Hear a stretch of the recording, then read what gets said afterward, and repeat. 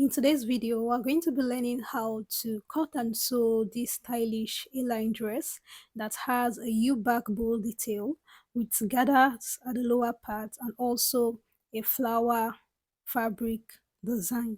If this sounds like what you like to watch, please do stay to the end. And if this is your first time here, you're welcome to Sew It Here Sewing channel. Here are the materials I'm going to be making use of. So for these tutorials, I made use of 2 yards of this cashmere fabric. Okay, if you have a lighter material, I would suggest you use that. But for this tutorial, I'm just going to be working with what I have here. So we're going to be drafting directly on the clothes itself. So the first thing I went ahead to do was to fold these clothes into four, as you can see me do. And after that, I just went ahead to determine the length of my dress. For this particular dress, we have two lengths, that is the gathered part and the upper length. So for this, I'm going to be working with just 30 inches and I'm going to be adding, for the gathered length, I'm going to be working with about 8 inches. So I've gone ahead to indicate my origin line, as you can see, and just to show you, my fabric is folded into four. It means we are cutting the front and the back together. Remember that this particular clothes or style rather does not have a zipper. So I've gone ahead to impute my neck width measurement first, which in my case I made use of 3.5 inches and the neck depth of 3 inches. And for the back neckline, remember it's a U neckline, I'm going to be working with a depth of 7 inches. If you want yours deeper than that, you can go lower or higher, totally based on your preference. After that, I went ahead to insert my shoulder measurement divided by 2, which in my case is 7.5 inches. And I'm just going to go ahead to insert my chest line after this. So for my chest line, I'm working with 8 inches, but because this is a sleeveless dress, I'm going to be working with 7.5 inches in order for me to have a tight fitted armhole. So after doing that, I came down on the shoulder line, this armhole line rather, to create my shoulder slope, which is connected to my neck width, as you can see, and I divided everything I have left into two. After doing that, I went in by 0.5 inches for the front armhole, and on my chest line, I went ahead to divide my bust round measurement divided by 4, which I inserted on this line to create my armhole curve. After doing that, I went ahead to insert my shoulder to waist point, okay? And after that, I went ahead to insert my shoulder to my hip point, as you can see me do. So on my waist point now, I went ahead to initially insert my waist, but since this is an A-line dress, you really don't need your waist measurement. I'm just going to go ahead now to divide my hip round by 4, and to that measurement, I added 1.5 inches extra for ease. You can add 2 inches or more than that. And on the lower part, I inserted what I have on my hip round measurement and I added an extra 2 inches just to make it free. After doing that, I went ahead to connect all the lines together from the lower part down to the part where I have my armhole, and this is what it looks like. So right now I'm going to go ahead, simply because the style itself has a bust, that this step is really not compulsory. I'm just trying to create what I have on the style. So I went ahead to divide my bust band by 2, and from that point I went out again by 0.5 inches, and from the side I came down by 1.5 inches in order to create my bust dart.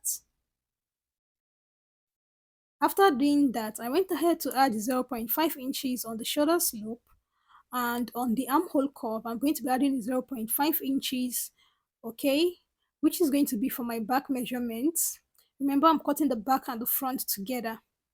And after doing that, I'm going to go ahead first to cut my front neckline, and I'm going to go ahead to trim off the shoulder excess, the armhole excess, and I've gone ahead to add my allowance together with my measurement. So I'm just going to go ahead to trim out the side just like this.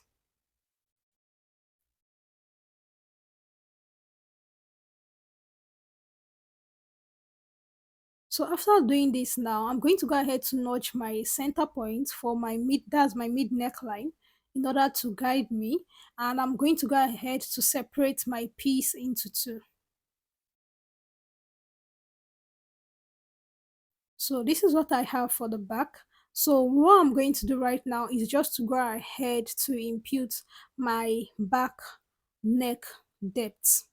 So my back neck depth, like I said, I made use of 7 inches. So I'm just going to go ahead right now on the second piece. I'm going to go ahead to insert that 7 inches. Then I'm going to go ahead to cover out that U neckline and go ahead to trim it out.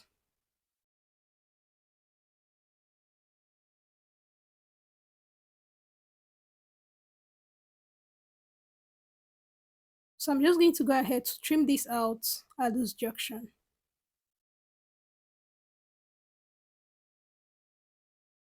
So after we are done doing that, you can see this is what my gave me.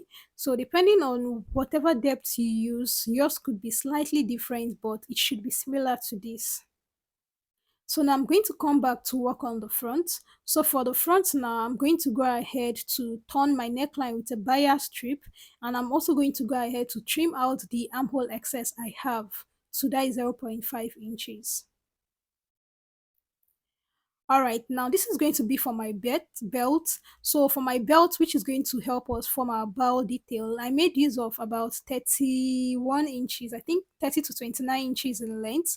And for the width, I made use of 4 inches. So I'm going to fold like so, and I'm going to go ahead to close one end, sew it down, then turn it in through the other end. I'm going to be doing this off camera. So now this is what I have for the back detail. So I briefly want to explain the way we are going to go ahead to join the belt on this U neckline in order for us to have a very neat finishing. So simply because I thought this U neckline was a bit higher for me, I went down by 1.5 inches again. So now I'm going to go from the upper part, shoulder tip, I'm going to go down by 2.5 inches, and I'm going to go ahead to notch this 2.5 inches. So I'm going to bring out my belt, and I'm going to be fixing my belt on this 2.5 inches. Please, I want you to watch this particular part closely because I'm going to be showing you how to fix the belt now. So we're going to go ahead to fold the belt like I showed you earlier. And after doing that, I'm going to go ahead to fix this belt on the wrong side. So the wrong side is the part facing the floor. So I'm going to fix it on the wrong side like that. And I'm going to go ahead to fix the open end on the wrong side of the neckline fabric.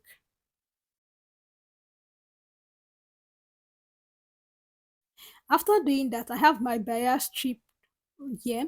I'm going to go ahead to place the bias strip at the back as you can see me do, and I'm going to go ahead to stitch this down on the machine. Don't worry, I'm going to be showing you this particular sewing process. So we are here on the machine. I'm going to show you how to sew this now.